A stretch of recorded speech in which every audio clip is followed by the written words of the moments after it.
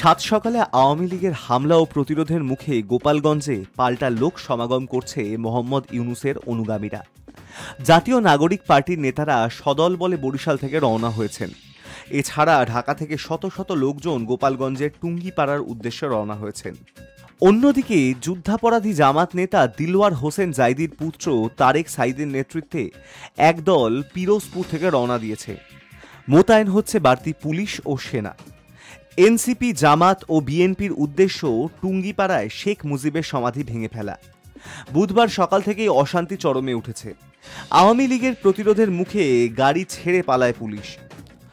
আওয়ামী লীগের সমর্থকেরা পুলিশের গাড়ি ভাঙচুরের পর সেটিতে আগুন ধরিয়ে দেয়।